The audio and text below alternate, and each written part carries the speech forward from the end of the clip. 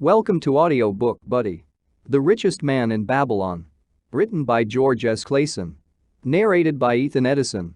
Chapter 7, The Gold Lender of Babylon, 50 Pieces of Gold. Never before had Rodan, the spearmaker of old Babylon, carried so much gold in his leather wallet. Happily down the king's highway from the palace of his most liberal majesty, he strode. Cheerfully the gold clinked as the wallet at his belt swayed with each step, the sweetest music he had ever heard. 50 pieces of gold. All his. He could hardly realize his good fortune. What power in those clinking discs. They could purchase anything he wanted, a grand house, land, cattle, camels, horses, chariots, whatever he might desire. What use should he make of it?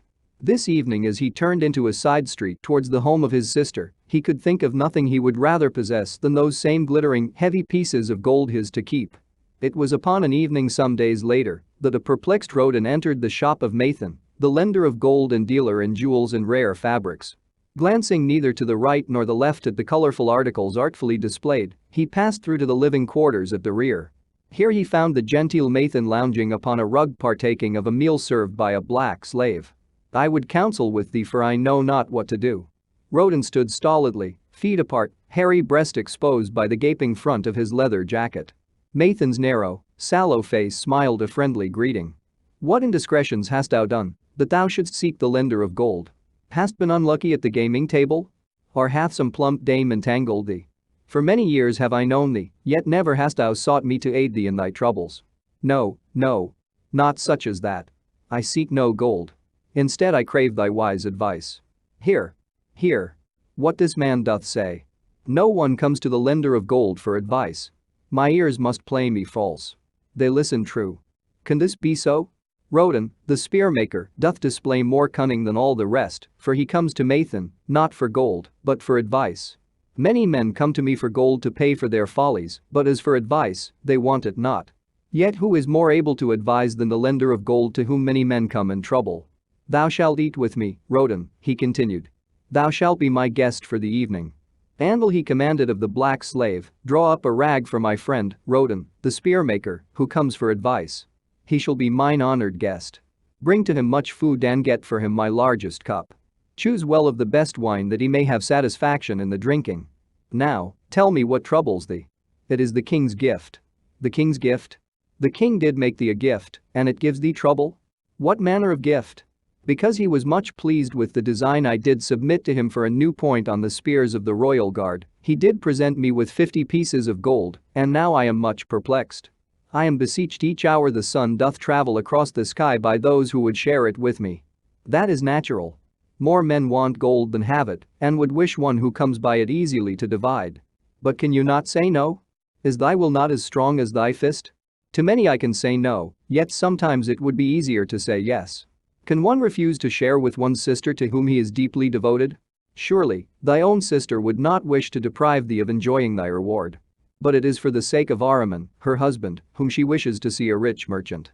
She does feel that he has never had a chance, and she beseeches me to loan to him this gold, that he may become a prosperous merchant and repay me from his profits. My friend, resumed Mathan, 'tis a worthy subject thou bringest to discuss. Gold bringeth unto its possessor responsibility and a changed position with his fellow men. It bringeth fear lest he lose it or it be tricked away from him. It bringeth a feeling of power and ability to do good. Likewise, it bringeth opportunities whereby his very good intentions may bring him into difficulties. Didst ever hear of the farmer of Nineveh who could understand the language of animals?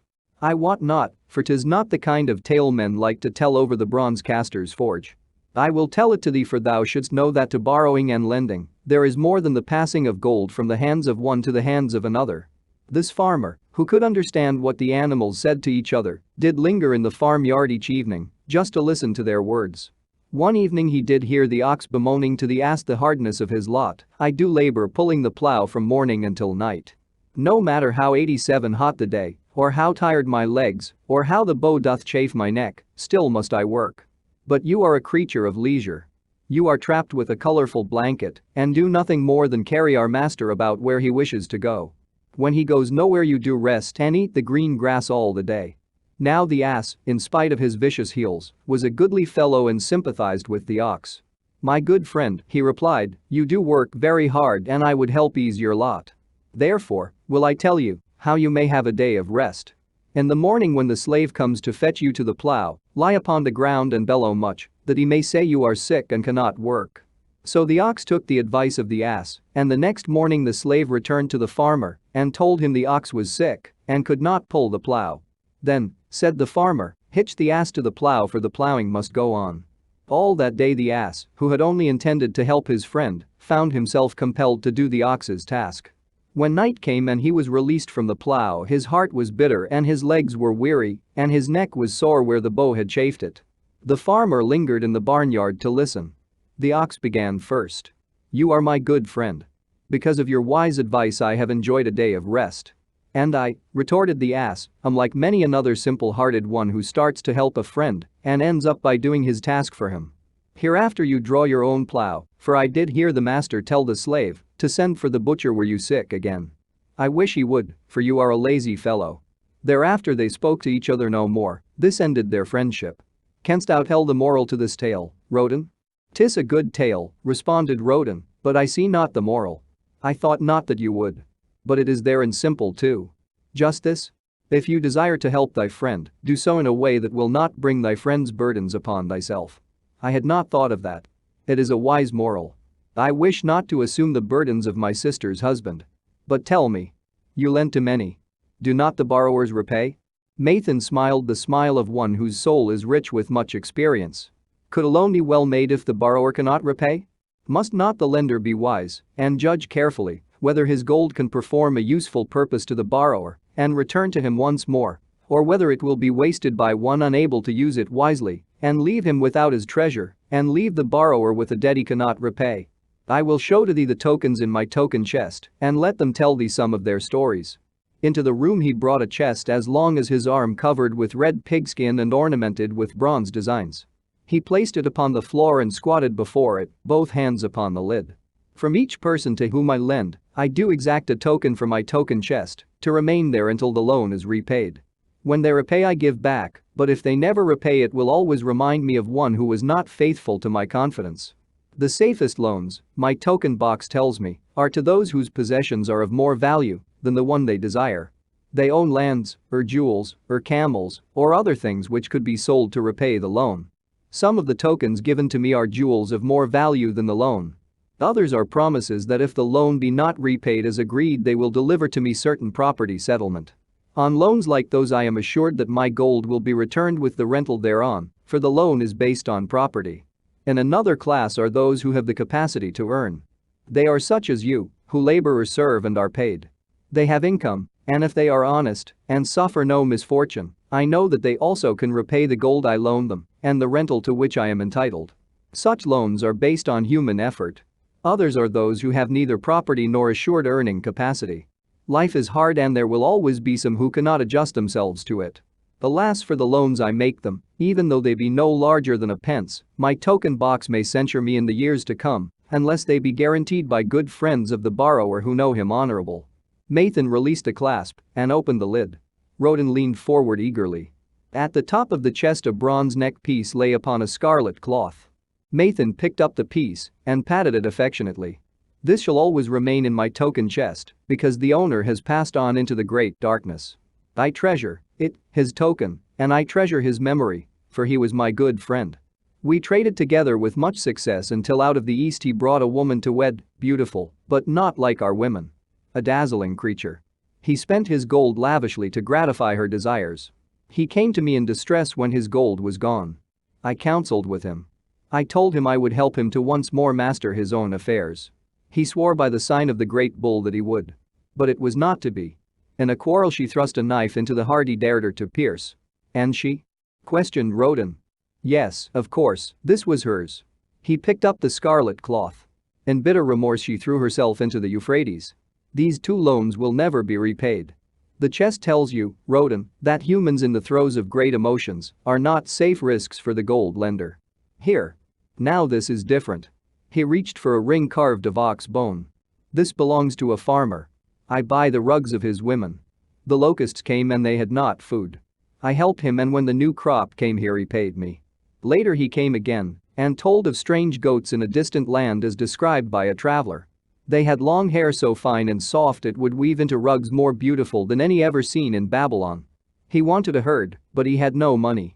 So I did lend him gold to make the journey and bring back goats. Now his herd is begun, and next year I shall surprise the lords of Babylon with the most expensive rugs it has been their good fortune to buy. Soon I must return his ring. He doth insist on repaying promptly. Some borrowers do that? Queried Roden. If they borrow for purposes that bring money back to them, I find it so. But if they borrow because of their indiscretions, I warn thee to be cautious if thou wouldst ever have thy gold back in hand again. Tell me about this, requested Roden, picking up a heavy gold bracelet inset with jewels in rare designs. The women do appeal to my good friend, bantered Mathan. I am still much younger than you, retorted Roden. I grant that, but this time thou doth suspicion romance where it is not. The owner of this is fat and wrinkled and doth talk so much and say so little she drives me mad. Once they had much money and were good customers, but ill times came upon them. She has a son of whom she would make a merchant. So she came to me and borrowed gold that he might become a partner of a caravan owner who travels with his camels, bartering in one city what he buys in another. This man proved a rascal, for he left the poor boy in a distant city without money and without friends, pulling out early while the youth slept. Perhaps when this youth has grown to manhood, he will repay. Until then I get no rental for the loan, only much talk. But I do admit the jewels are worthy of the loan. Did this lady ask thy advice as to the wisdom of the loan? Quite otherwise. She had pictured to herself this son of hers as a wealthy and powerful man of Babylon. To suggest the contrary was to infuriate her. A fair rebuke I had. I knew the risk for this inexperienced boy, but as she offered security, I could not refuse her. This, continued Mathan, waving a bit of pack rope tied into a knot, belongs to Nebuchadnezzar, the camel trader. When he would buy a herd larger than his funds, he brings to me this knot, and I lend to him according to his needs. He is a wise trader. I have confidence in his good judgment and can lend him freely. Many other merchants of Babylon have my confidence because of their honorable behavior. Their 92 tokens come and go frequently in my token box. Good merchants are an asset to our city, and it profits me to aid them to keep trade moving, that Babylon be prosperous. Mathan picked out a beetle carved in turquoise and tossed it contemptuously on the floor. A bug from Egypt. The lad who owns this does not care whether I ever receive back my gold. When I reproach him, he replies, how can I repay when ill fate pursues me? You have plenty more. What can I do? The token is his father's, a worthy man of small means who did pledge his land and herd to back his son's enterprises. The youth found success at first and then was overzealous to gain great wealth. His knowledge was immature. His enterprises collapsed. Youth is ambitious. Youth would take shortcuts to wealth and the desirable things for which it stands. To secure wealth quickly, youth often borrows unwisely. Youth, never having had experience, cannot realize that hopeless debt is like a deep pit into which one may descend quickly and where one may struggle vainly for many days. It is a pit of sorrow and regrets, where the brightness of the sun is overcast and night is made unhappy by restless sleeping. Yet, I do not discourage borrowing gold. I encourage it. I recommend it if it be for a wise purpose. I myself made my first real success as a merchant with borrowed gold. Yet, what should the lender do in such a case? The youth is in despair and accomplishes nothing. He is discouraged. He makes no effort to repay. My heart turns against depriving the father of his land and cattle. You tell me much that I am interested to hear, ventured Roden, but I hear no answer to my question. Should I lend my 50 pieces of gold to my sister's husband? They mean much to me. Thy sister is a sterling woman whom I do much esteem. Should her husband come to me and ask to borrow 50 pieces of gold, I should ask him for what purpose he would use it. If he answered that he desired to become a merchant like myself and deal in jewels and rich furnishings, I would say, what knowledge have you of the ways of trade? Do you know where you can buy at lowest cost? Do you know where you can sell at a fair price? Could he say yes to these questions? No, he could not, Roden admitted. He has helped me much in making spears, and he has helped some in the shops. Then, would I say to him that his purpose was not wise? Merchants must learn their trade. His ambition, though worthy, is not practical, and I would not lend him any gold. But, supposing he could say, yes, I have helped merchants much. I know how to travel to Smyrna and to buy at low cost the rugs the housewives weave. I also know many of the rich people of Babylon to whom I can sell these at a large profit. Then I would say, your purpose is wise and your ambition honorable. I shall be glad to lend you the 50 pieces of gold if you can give me security that they will be returned. But would he say, I have no security other than that I am an honored man and will pay you well for the loan? Then would I reply, I treasure much each piece of gold. Were the robbers to take it from you as you journeyed to Smyrna or take the rugs from you as you returned, then you would have no means of repaying me, and my gold would be gone. Gold, you see, Rodin, is the merchandise of the lender of money. It is easy to lend. If it is lent unwisely, then it is 94 difficult to get back. The wise lender wishes not the risk of the undertaking, but the guarantee of safe repayment. 'Tis well, he continued, to assist those that are in trouble, 'tis well to help those upon whom fate has laid a heavy hand. 'Tis well to help those who are starting, that they may progress and become valuable citizens.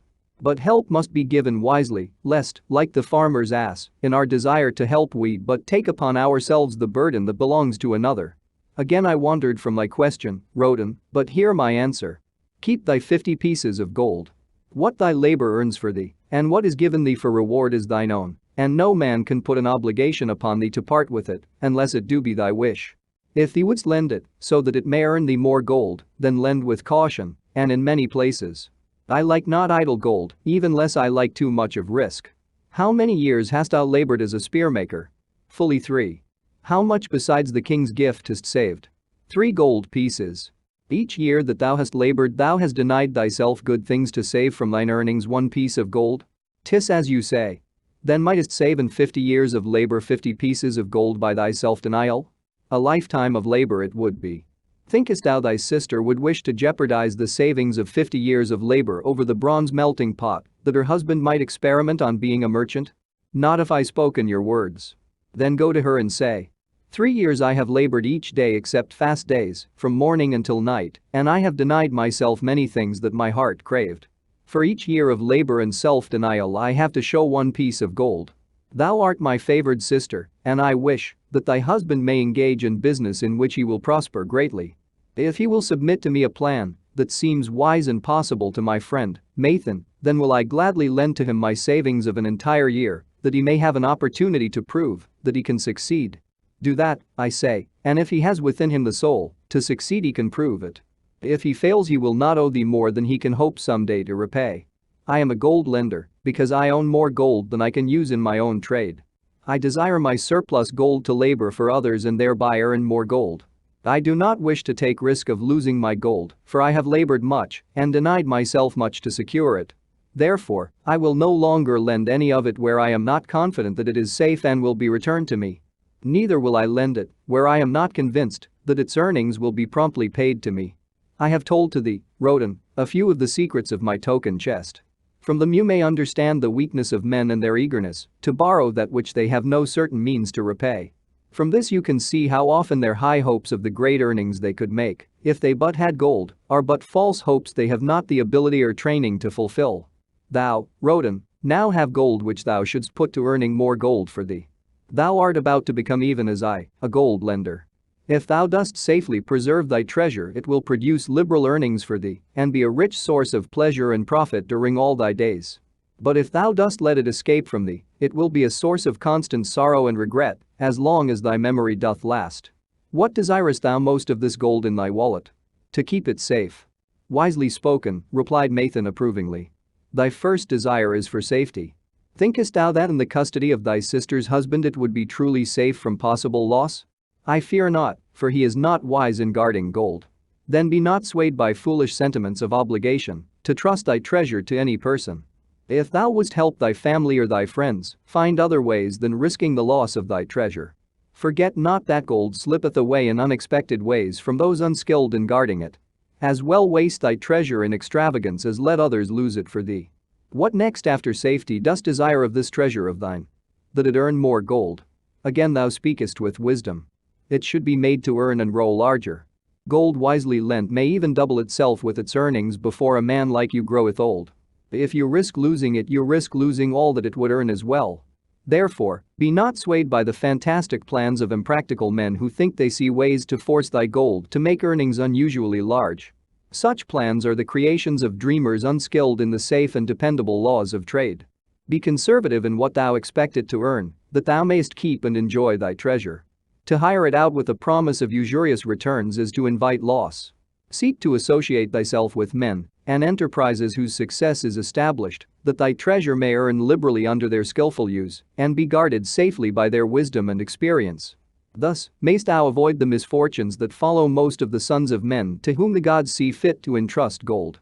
When Rodin would thank him for his wise advice, he would not listen, saying, "The king's gift shall teach thee much wisdom.